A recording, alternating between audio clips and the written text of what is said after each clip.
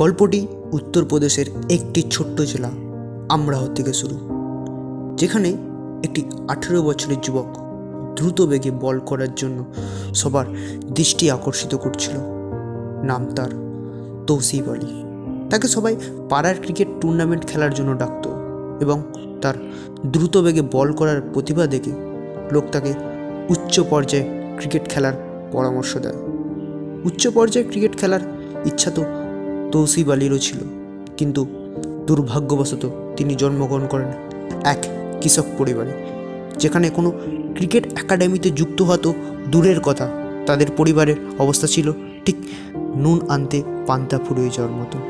তাই তিনি ভেবেই নিয়েছিলেন যে তার ক্রিকেটার হওয়ার স্বপ্ন কখনোই সম্ভব নয়। কিন্তু ভগবান অন্য কিছু রেখেছিল তার জন্য। কথায় আছে না, মানুষ যখন তার নিজের স্বপ্নের জায়গায় পৌঁছাতে পারে না, তখন তার পরবর্তী প্রজন্মকে হাজার কষ্টের মধ্যে দিয়ে হলেও সেই জায়গায় পৌঁছে দেওয়ার চেষ্টা করে। ঠিক তেমনই হয়েছিল তৌসিফ আলীর ক্ষেত্রে। তৌসিফ আলী তার 5 পুত্রকে নিয়ে নিজে হাতে ক্রিকেট খেলার ট্রেনিং দিতে শুরু করে। তার 5 পুত্রের মধ্যে একজন খুবই দক্ষ হয়ে ওঠে। তৌসিফ আলী তার জীবনে ঘটে যাওয়া সব থেকে বড় ভুলটি তিনি পুনরাবৃত্তি করতে চাননি। তাই তিনি তার পুত্রকে নিয়ে মোরাদাবাদের একটি ক্রিকেট একাডেমিতে নিয়ে চলে আসেন এবং সেখানে তিনি তার পুত্রকে ভর্তি করান। একাডেমির কোচ বারউদ্দিন সিদ্দিকী তার পুত্রের প্রতিভা বুঝতে পেরে তাকে আন্ডার-19 ট্রায়ালে পাঠান, কিন্তু বাজে রাজনীতির জন্য সিলেকশন হয়নি তার। কোচ বারউদ্দিন সিদ্দিকী বুঝতে পেরেছিলেন যে শুধুমাত্র বাজে রাজনীতির কারণে এই তরুণ প্রতিভাকে নষ্ট হতে দেওয়া যাবে না। তাই তিনি তৌসিফ আলীকে পরামর্শ দেন পশ্চিমবঙ্গে অর্থাৎ বাংলার কলকাতায় চলে আসতে। The city of joy Kolkata, যেখানে তৌসিফ আলী তার পুত্রকে নিয়ে চলে আসে। তার কাছে যথাযথ অর্থ ছিল না যে তার পুত্রকে ক্রিকেট একাডেমিতে ভর্তি করবেন। ঠিক সেই সময় তৌসিফ আলীর সাহায্য করেন ক্রিকেট অ্যাসোসিয়েশন বেঙ্গলের ফর্মার সেক্রেটারি দেবব্রত দাস।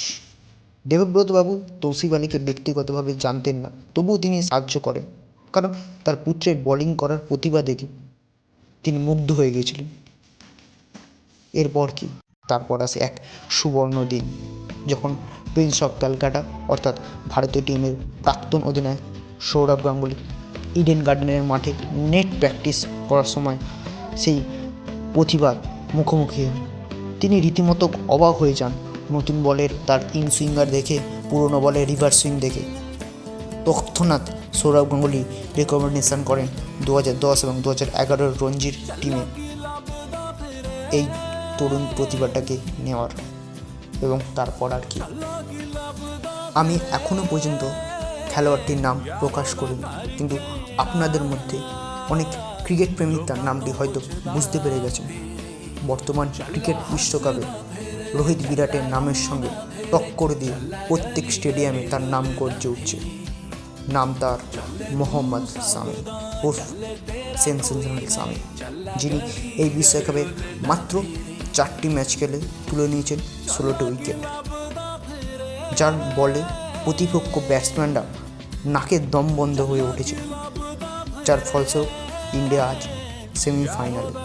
এবং আমি নিশ্চিত 2023 বিশ্বকাপ টিম ইন্ডিয়ারই হবে, প্রত্যেক ভারতবাসীর হবে। ভিডিওটি এখানেই শেষ করলাম। এরকমই ক্রিকেট রিলেটেড স্টোরি এবং আপডেটের জন্য পেজটিকে ফলো করুন। জয় হিন্দ, জয় ভারত।